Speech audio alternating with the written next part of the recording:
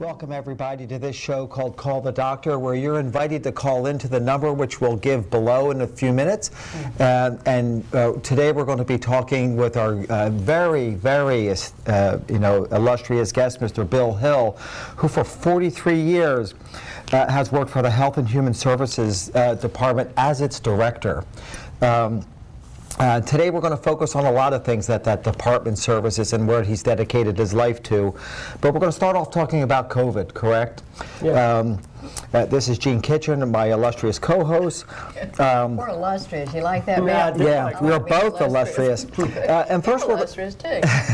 We're going to talk about COVID at first, because that's really the preeminent healthcare, phenomenon that's going on in our society right now. And let me throw some numbers at you.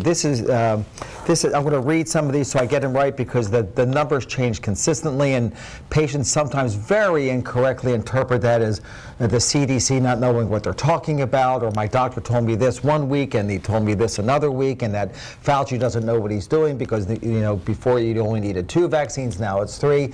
And as the disease changes, as the environment of this ever-evolving disease process changes, so does the advice. So let's give you some up-to-date statistics as a segue into your teaching us what's going on. I'll be able to do that at the local level. You're going to do it at the national level. I am going to do it at the national level. First of all, at the national level, just yesterday, there was at least 1 million new diagnoses in our country. 1 million.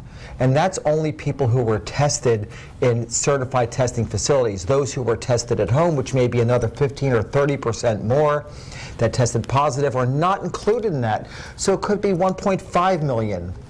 And an outstanding number for a pandemic. And so the disease is spreading, and it's spreading rapidly. Unfortunately, this Omicron variant is not as deadly as the Delta virus.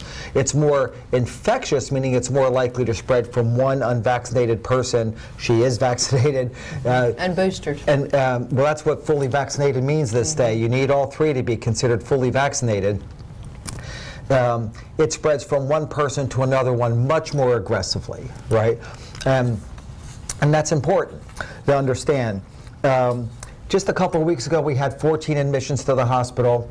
The week after that, 25, and last week, I believe it was 34. So it is. And today, 52. And today, 52. 52 inpatients at UNC National. Twice what it was just 2 weeks ago. Right? Unfortunately, we've had no deaths, and that's a statement of the phenomenal. Recently, no deaths. I mean, well, we've had deaths. We've had 250, roughly 250 deaths, again, that we know of. There have been deaths in nursing homes, which typically run about 16% per year, but all of a sudden it drops up to 36% in 2020. And because those people never had a swab put up their nose when they died, we're presuming that they weren't COVID deaths, when probably they were, So we're not counting all our deaths like they do in a lot of European countries.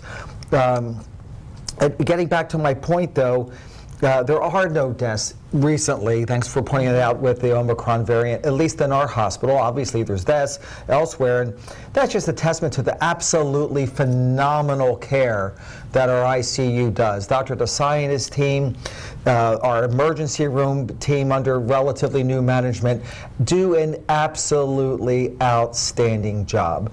And you have to be part of the outstanding job that they can deliver.